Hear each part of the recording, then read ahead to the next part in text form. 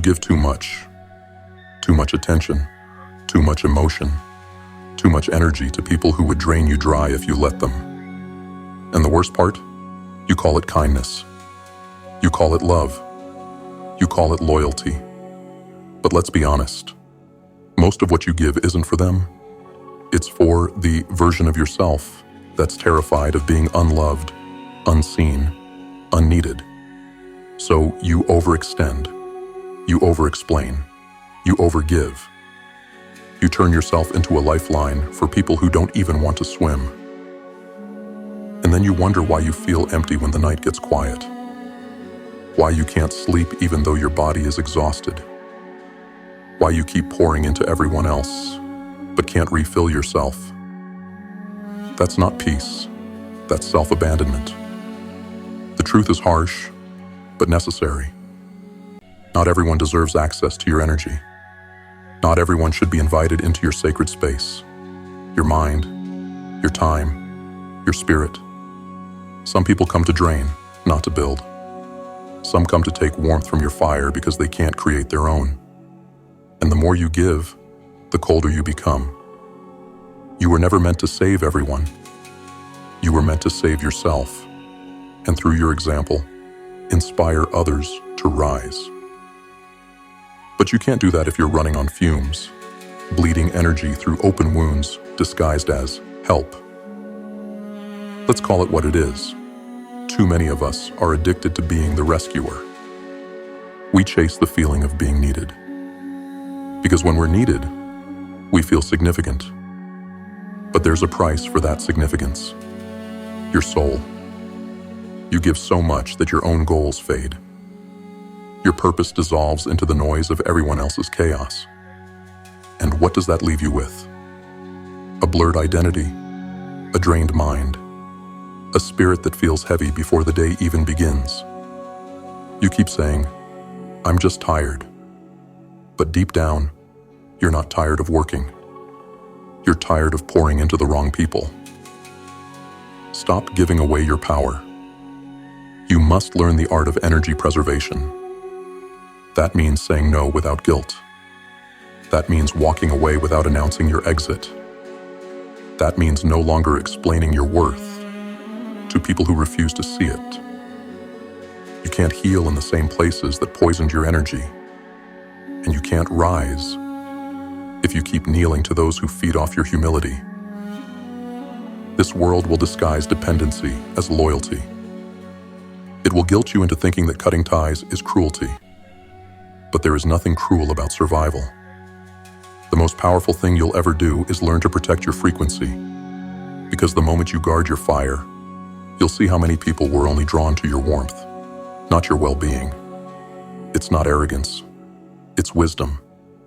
You've been through enough to know the difference between someone who wants to grow with you and someone who just wants to use you. And if that understanding makes you cold, so be it. Better to be cold and self-contained than warm and constantly extinguished. Learn from the scars, the mistakes you've made, the betrayals, the heartbreaks, the disappointments. They weren't accidents. They were lessons from life itself, trying to teach you discernment. They were whispers saying, "Look closer." You keep giving to those who would take your soul if it came wrapped in kindness. You've been influenced by pain, yes. But pain is not meant to define you. It's meant to refine you. Every moment someone took advantage of your empathy was a lesson in boundaries. Every time someone walked away when you needed them was a reminder to be your own foundation. And every heartbreak was proof that your energy is valuable. Because if it weren't, people wouldn't fight so hard to drain it. You can't undo those moments. You can only transform them. Transmute the pain into wisdom. Transmute the betrayal into awareness. Transmute the emptiness into clarity. That's what growth actually looks like. Not pretty, not poetic, but powerful. The world taught you to associate love with sacrifice. But real love does not require you to dim your light. It requires you to maintain it, to protect it fiercely, even if that means standing alone for a while. The discipline of protection.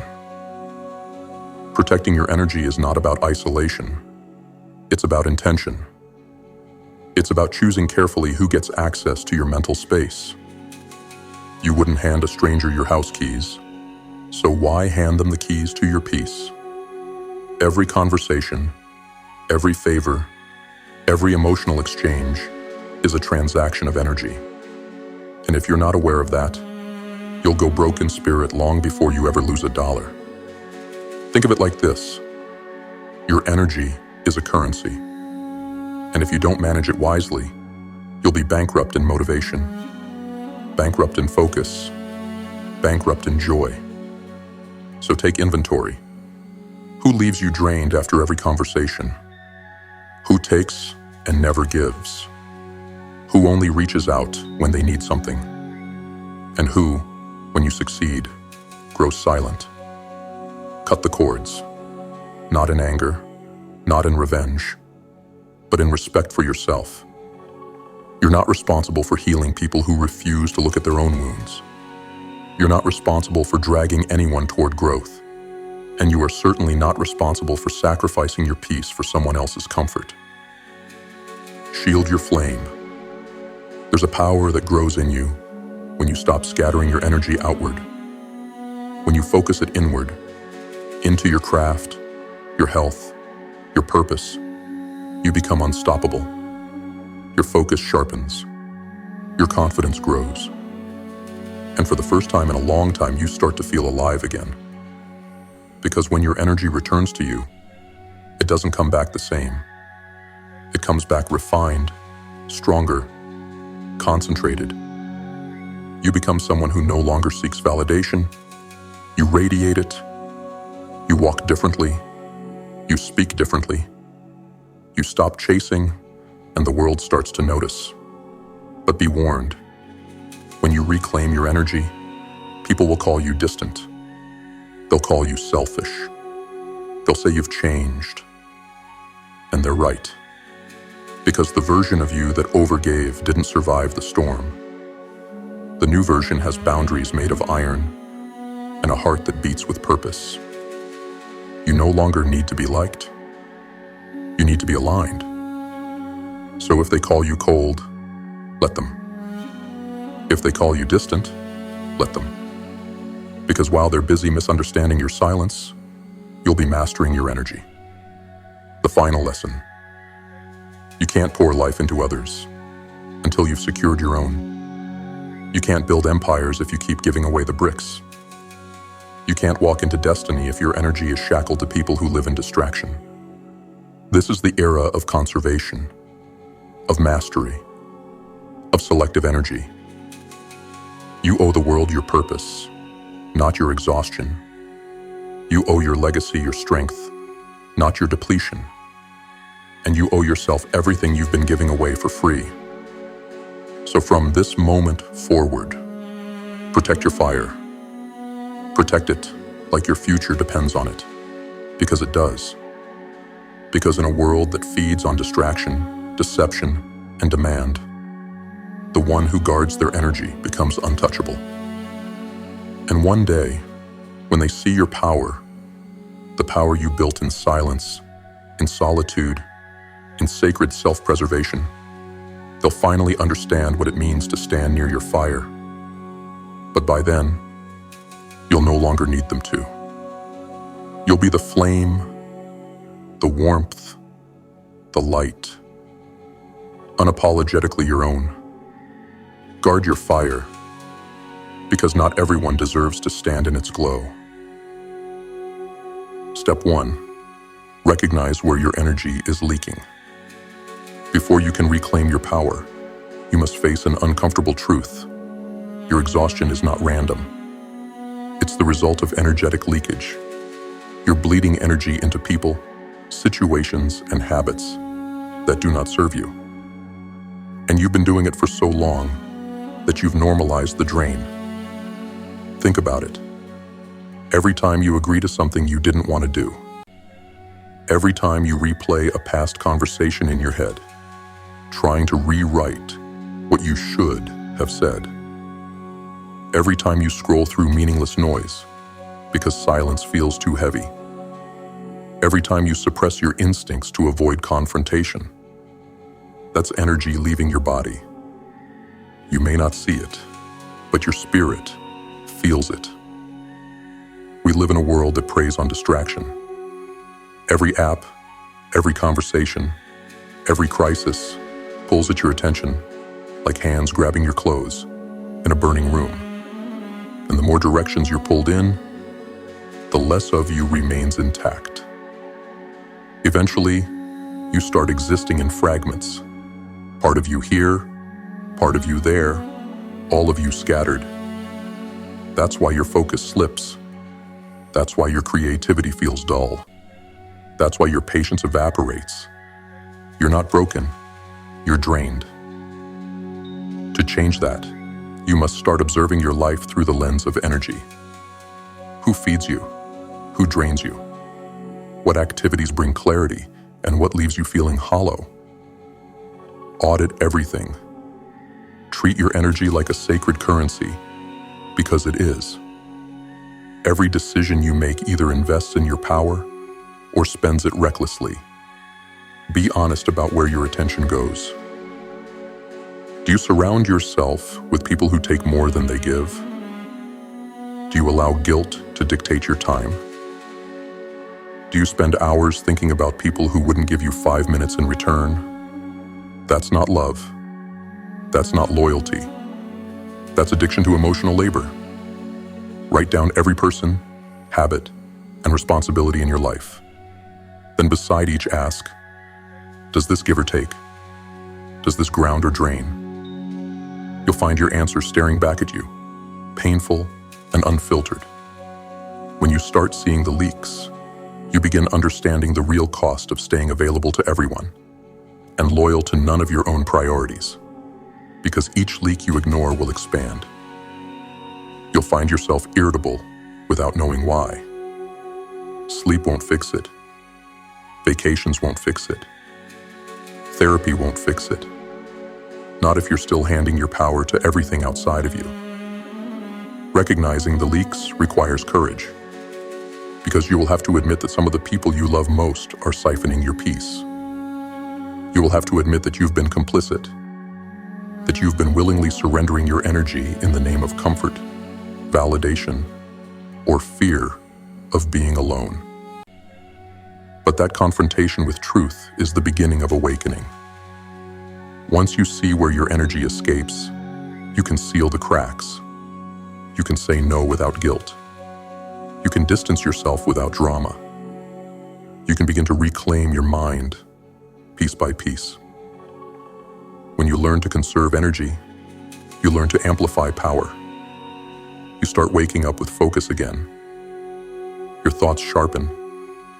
Your body feels lighter. You stop feeling like life is dragging you. And instead, you begin directing it. But if you refuse to take this step, if you keep giving without reflection, if you keep bleeding energy into people who thrive on your openness, but not your well-being, the consequences are inevitable. Your mind will grow foggy. Your purpose will blur. You'll begin to feel resentment toward the very people you tried to help. You'll start doubting your own worth because you've attached it to your ability to give. And one day, you'll wake up with nothing left.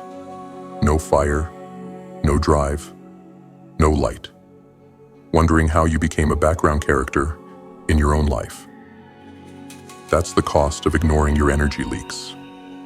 You lose the essence of yourself, slowly, quietly, tragically, all in the name of being good. So recognize it now.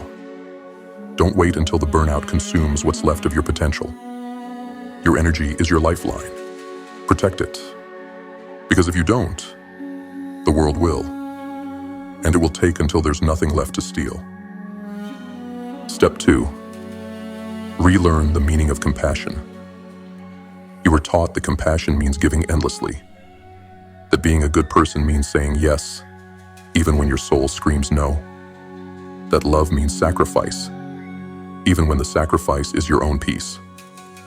But that definition is wrong. It's broken.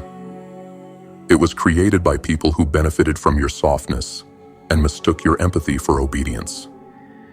You've been conditioned since childhood to equate kindness with compliance, to think that caring for others means you must abandon yourself. So you stretch, you bend, you swallow your truth to keep the peace. And with every self-betrayal, your inner strength weakens a little more. But here's the truth. Most people never face. Compassion without boundaries is self-destruction. It is possible to love people and still refuse to let them use you. It is possible to forgive someone without inviting them back into your energy. It is possible to care deeply and still walk away when peace costs too much. You cannot pour from a cup that's cracked and leaking. Yet that's exactly what you've been doing, giving to everyone else while hoping someone will notice you're running on empty. But they rarely do, because people will always take what you continue to give. Real compassion begins with yourself. It means saying, I love you, but I can't carry this for you. It means setting boundaries so firm that even guilt cannot move them. It means understanding that sometimes the kindest thing you can do for someone else is to let them fall. That sounds cruel, doesn't it? But growth doesn't come from comfort. And when you constantly cushion others from their consequences, you're not helping them. You're halting them. You're robbing them of the lessons that pain was designed to teach. You are not meant to be everyone's anchor. Some people must learn to swim on their own, even if that means watching them struggle. You can love them from afar without losing yourself in the process. It takes courage to unlearn the false idea that self-sacrifice equals virtue. The world glorifies martyrs because martyrs are easy to control. They don't question, they don't rebel, they just give until they disappear. But the world doesn't need more martyrs. It needs people who are whole. People who love fiercely, yet protect their flame even more fiercely. Compassion is not measured by how much you tolerate, but by how much truth you can hold, even when that truth offends others. Sometimes real love looks like silence. Sometimes it looks like distance. Sometimes it looks like walking away, even with tears in your eyes, because your soul refuses to shrink any further. So stop apologizing for choosing peace over chaos. Stop feeling guilty for saying no to people who wouldn't hesitate to drain you. Stop mistaking pity for love. True compassion requires clarity, a deep understanding of where your responsibility ends and another's begins. Because when you overextend yourself, you don't just lose energy, you lose identity. You forget who you were before the world taught you to be a savior. You become defined by everyone else's pain, while your own festers beneath the surface. And here's the brutal truth. If you do not relearn compassion, your empathy will become a weapon, but not against others, against you. You will keep attracting broken people because your energy signals, I will fix you. You will confuse abuse for love because your nervous system has been trained to equate chaos with purpose. You will live your life exhausted, misunderstood, and resentful. Not because the world is cruel, but because you never learned that compassion without boundaries is self-betrayal. You will spend your nights overthinking, replaying, rewriting, trying to justify why people hurt you, while excusing your silence in the name of love. You'll tell yourself you're helping, when, in reality, you're slowly dissolving into the background of your own existence. If you do not reclaim compassion as a balanced force, one that starts within, you will keep repeating the same cycle. Give, deplete, collapse, recover, and repeat. And every time, the recovery will take longer. Every time, your spark will dim a little more. But if you relearn it, if you dare to love yourself with the same intensity you've given to everyone else, you'll find peace that no one can take from you. Because when your compassion has boundaries, your love becomes stronger. It becomes purer. It becomes something that nourishes instead of drains.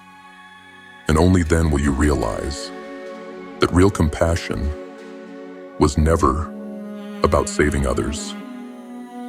It was about saving yourself first, so that your light could shine without burning out. Step 3. Transmute pain into power. At some point, life marked you. Someone betrayed you. Someone left you. Someone took advantage of your loyalty and made you question your worth. Maybe it wasn't one moment. Maybe it was years of quiet erosion, subtle disappointments, and invisible wounds that piled up until they became part of your identity.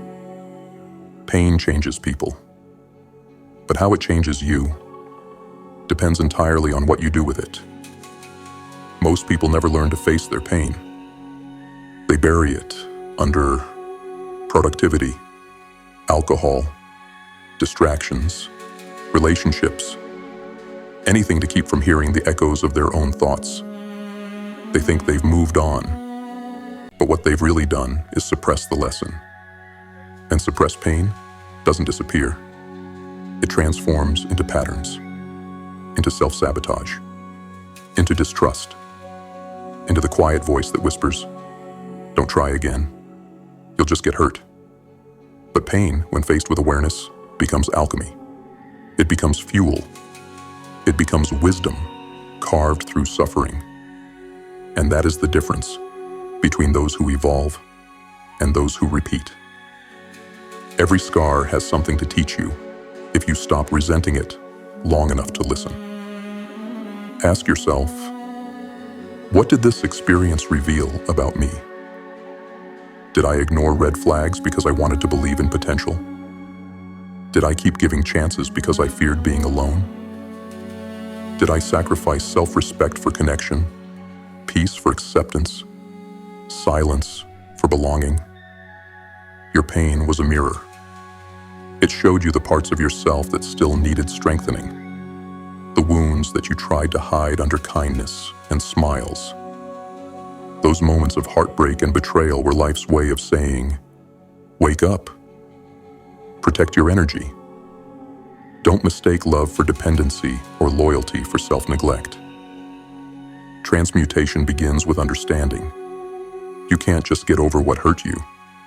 You have to go through it, dissect it, absorb its lesson, and convert it into something useful. That's what it means to transmute pain into power. It's not about pretending it didn't happen. It's about reclaiming control of the narrative. It's about saying, yes, it broke me, but it also built me. It's about turning wounds into wisdom and scars into strategy. When you take the time to study your suffering, you begin to see patterns that repeat not to torment you, but to train you.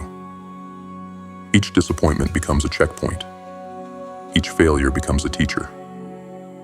You stop reacting emotionally and start responding strategically. You stop asking, why me?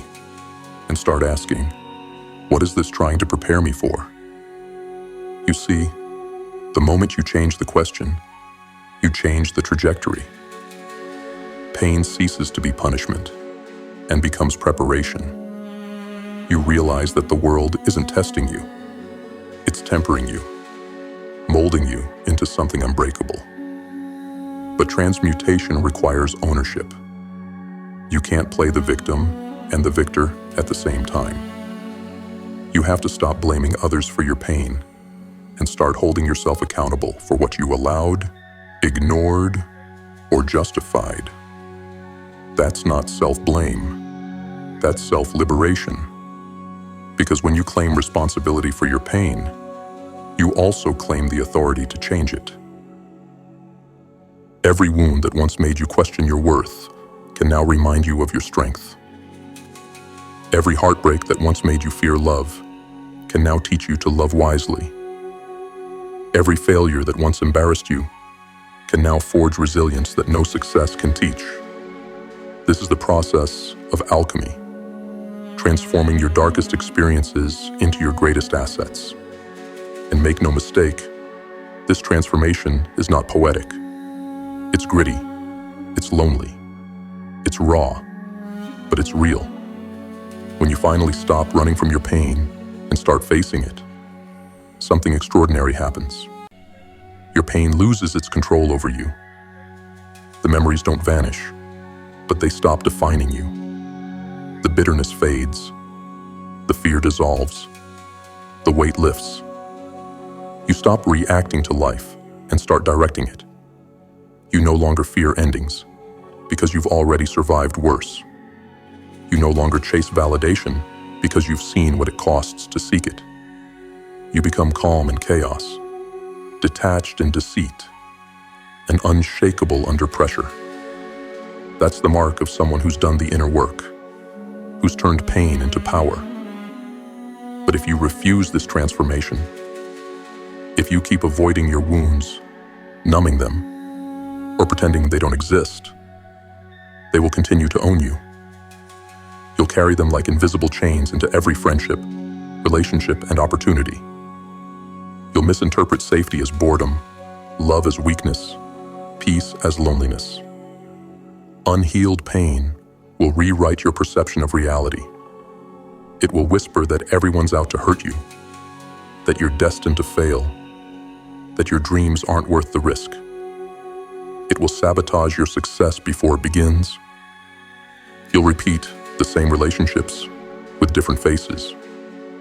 You'll face the same setbacks with different excuses, and you'll call it bad luck, when in truth, it's just unlearned lessons replaying themselves. If you don't transform your pain, it becomes your identity. And once it becomes your identity, you no longer live. You merely cope. So face it, study it, absorb it, then let it go. Because once you transmute your pain, no one can use it against you again. You become the weapon that life forged in fire, disciplined, grounded, and indestructible. That's the power of transmutation. It's how warriors are made, not by avoiding suffering, but by mastering it. Step 4. Build the discipline of energy protection. You've heard the phrase, protect your peace. It sounds comforting, almost gentle. But in reality, protecting your energy isn't gentle. It's war.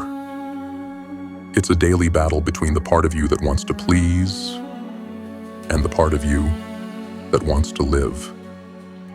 The truth is, no one else will protect your energy for you. The world will always demand more than you can give. People will take your kindness as a sign of infinite availability. And life, chaotic, unpredictable life, will test you to see if you truly mean it when you say, I'm done giving away my power. That's why energy protection isn't just awareness. It's discipline. It's not a feeling. It's a system, a structure you build around your soul so you can thrive in a world that constantly tries to drain it. The foundation, boundaries, without apology. Start with this truth. You don't owe anyone unlimited access to you. Not friends, not co-workers, not family, not even people you love. Access to you is a privilege, not a right. You cannot protect your energy if you keep saying yes when your intuition screams no. You cannot grow if you allow guilt to override your instincts. Every yes that goes against your spirit chips away at your power. Every just this once erodes the strength you've been rebuilding. Boundaries are not walls. They are filters. Walls block everything, but filters allow only what aligns with your peace and purpose. Boundaries don't mean isolation. They mean intentional connection. So when you say no, Say it with conviction. No long explanations. No defensive tone. Just the truth. That doesn't work for me. I'm not available for that. I don't have the energy for this right now. You'll be surprised how quickly people who benefited from your lack of boundaries will label you as selfish. Let them. Their reaction is not proof that you're wrong. It's proof that your boundaries are finally working. The fortress. Daily habits of protection. Protecting energy requires structure. Without routine, you'll default to chaos. You must build rituals that ground your mind and keep your focus sharp. Start your mornings in silence. Don't open your phone. Don't scroll through chaos. Sit with yourself. Let your thoughts settle before the world fills them. Throughout the day, take inventory. Who am I listening to? What am I consuming? What environments am I allowing my energy to flow into? Every sound, every word, every piece of content you expose yourself to alters your vibration. It either sharpens your mind or scatters it. Choose wisely.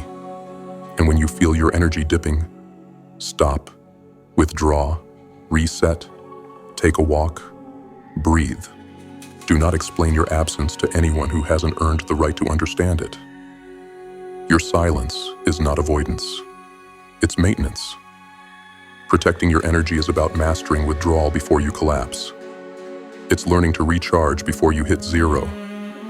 If you don't give yourself stillness, life will force it upon you in the form of burnout, breakdown, or illness. Don't wait for that collapse to remind you of your limits. Respect them now. The shield. Detachment from emotional thieves. Once your boundaries are in place and your routines are grounded, you must face your next challenge. Detachment. Emotional thieves will test your defenses. They'll bait you with drama, guilt, and chaos, disguised as urgency. They'll want to pull you into their storms because they can't stand to face their silence. But you must learn to observe without absorbing.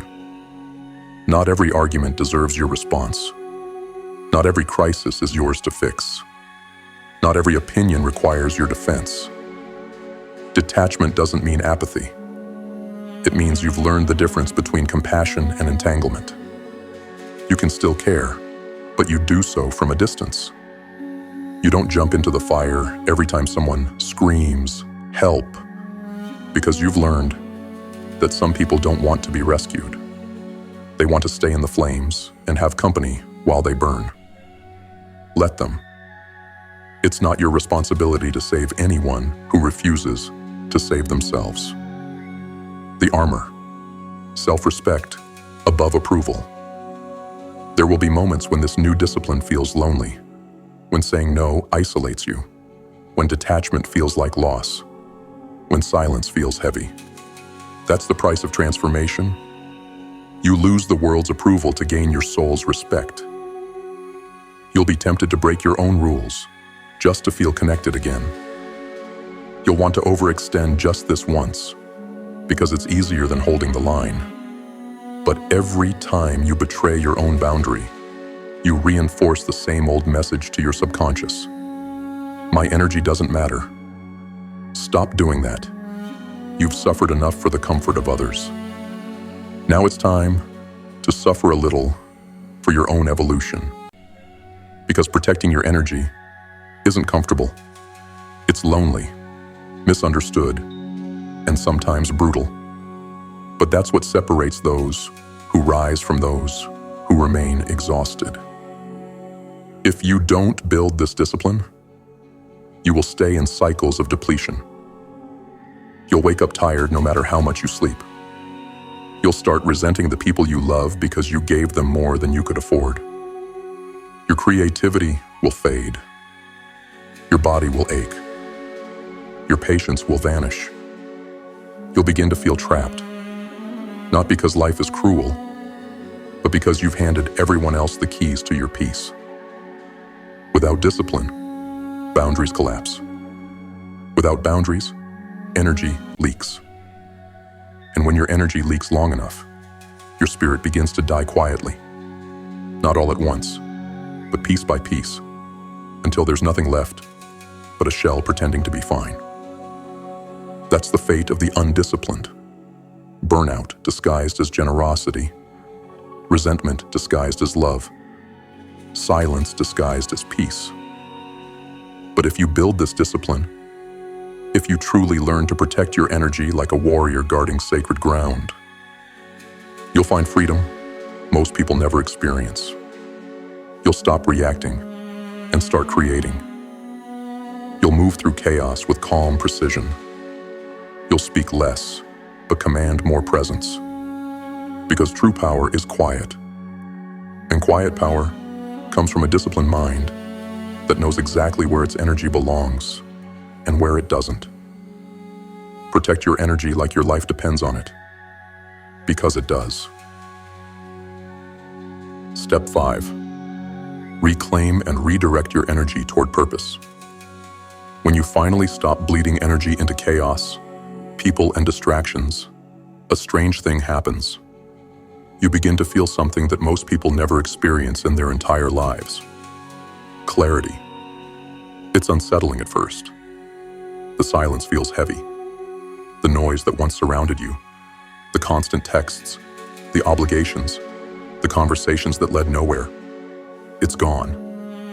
And in that quiet, you face the person you've been avoiding, yourself. This is the stage where most people relapse.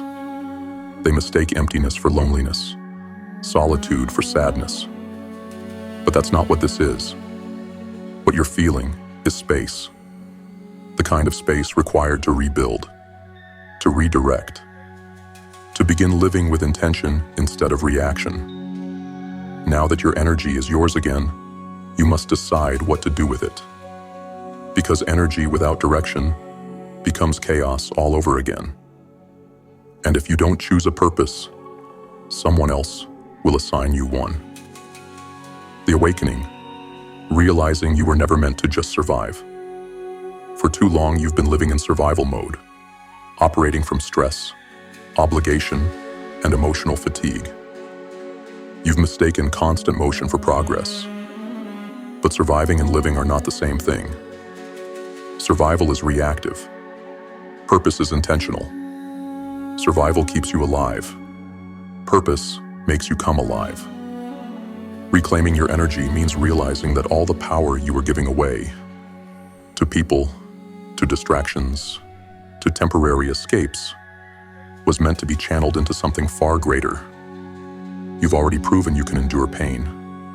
You've already proven you can persist through hardship. Now it's time to prove that you can create. Your energy is not meant to stay idle.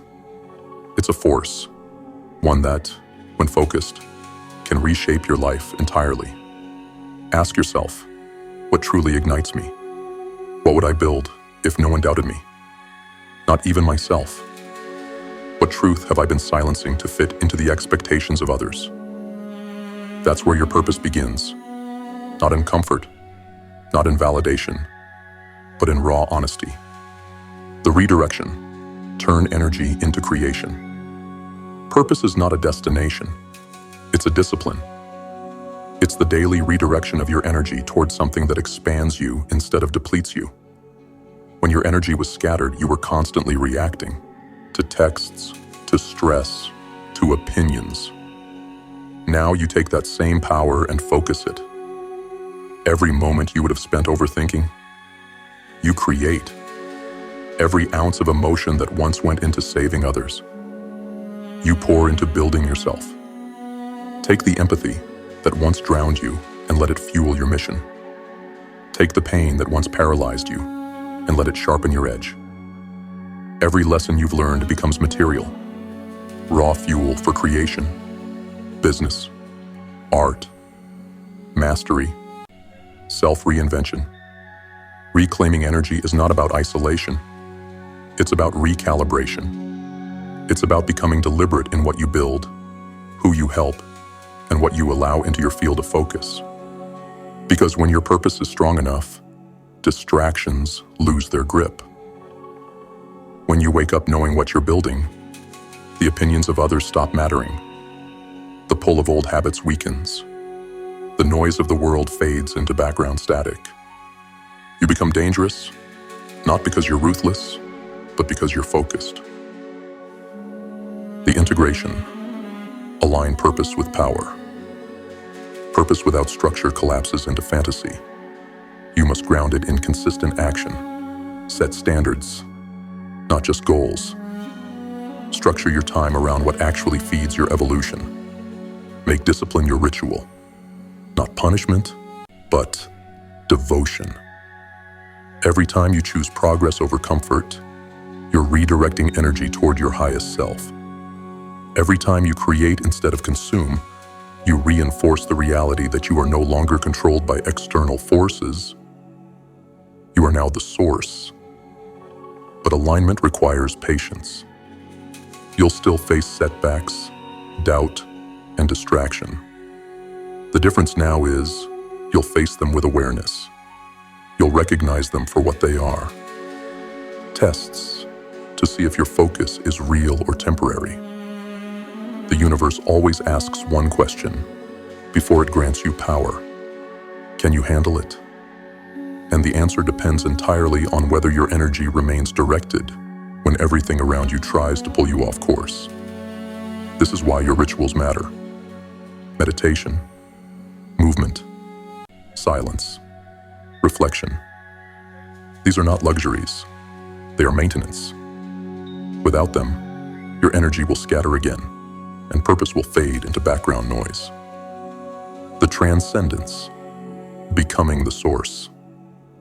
When your energy becomes fully reclaimed and fully directed, something profound happens. You stop chasing. You stop begging life to give you opportunities, relationships, validation. You stop needing external fuel because you've become the generator. Your presence shifts. People feel it. You speak less, but say more. You move slower, but accomplish faster. And without even trying, you begin to attract what once felt impossible. Not because it's magic, but because aligned energy pulls reality into order.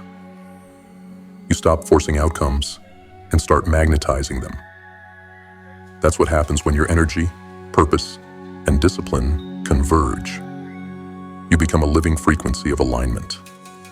You no longer seek meaning. You embody it. You no longer chase success. You radiate it. You no longer beg the world to see your worth. The world adjusts to your vibration because you finally see it yourself.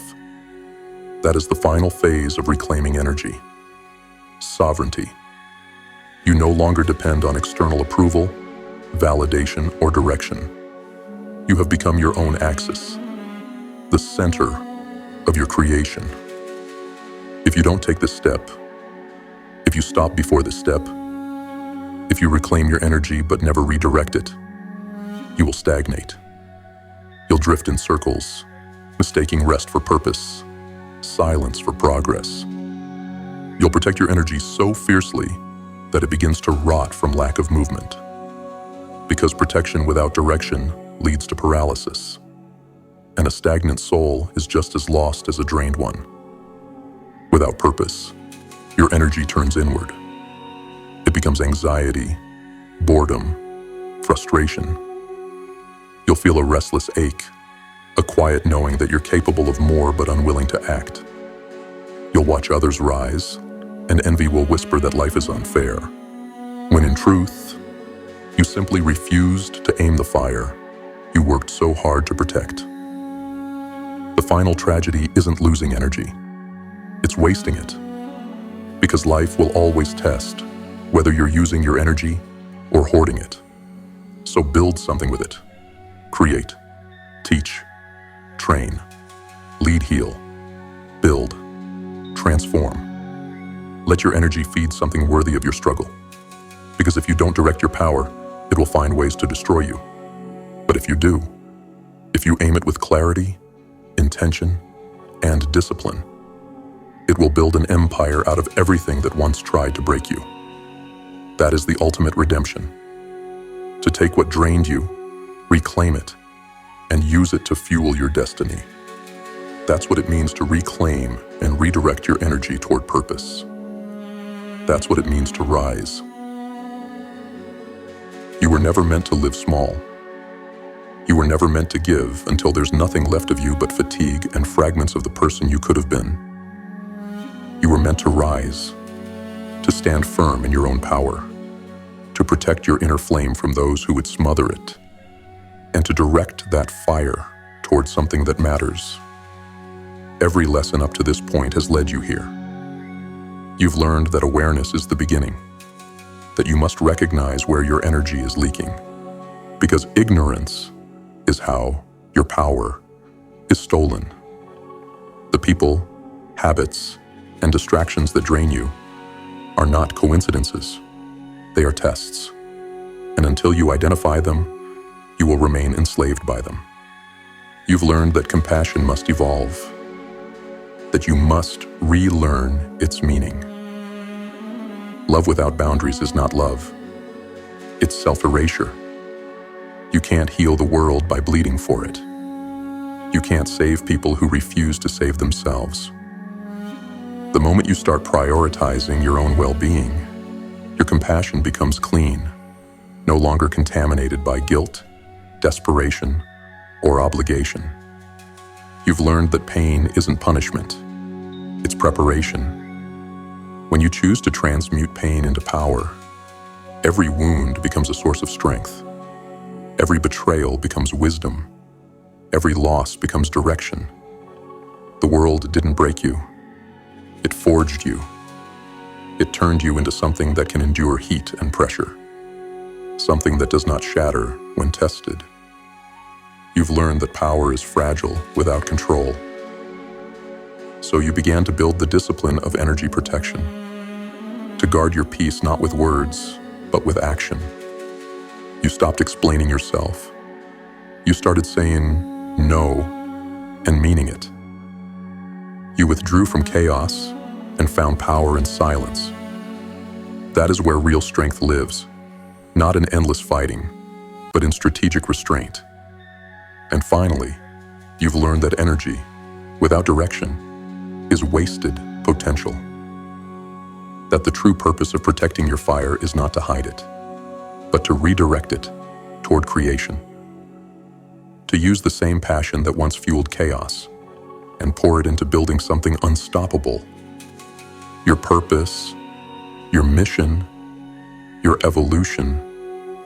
Because once you channel that energy, nothing can stand in your way. This journey has never been about becoming colder. It's about becoming clearer. It's about realizing that protecting your energy isn't selfish, it's sacred. Because when your fire burns too freely, people will gather around for warmth and leave you in ashes. But when you guard it, when you master it, that same fire can forge empires, transform lives, and light the path for generations to come. The truth is, most people will never get this far. They'll stay stuck in cycles of giving too much, chasing approval, and confusing pain for purpose. They'll keep wondering why life feels empty while they hand out pieces of their soul like souvenirs to people who never earned them. But not you. You've seen behind the illusion. You've learned the cost of leaking your energy, the necessity of boundaries, the beauty of solitude, and the power that comes from living with intention. You've learned to listen when your spirit says enough. You've learned to let silence replace chaos. You've learned to love yourself in a world that profits off your self-doubt. So now, stand guard, not with fear, but with awareness. Not with arrogance, but with strength. Protect your fire with every ounce of discipline you've built. Because this is how warriors are made. Not through constant battle, but through conscious preservation. You are not here to save everyone. You are here to become someone worth remembering. Someone who mastered themselves before trying to master the world. Someone who turned pain into wisdom boundaries into peace, focus into power, and purpose into legacy. So remember this: every time you give energy to the wrong things, your fire dims. Every time you reclaim it, your light sharpens. And every time you direct it toward your purpose, you grow untouchable. Guard your fire. Not everyone deserves its warmth. But the world deserves what that fire creates when you finally take control of it. Now go build something worthy of your energy, because you've suffered enough to earn it. And from this moment forward, no one takes your fire again.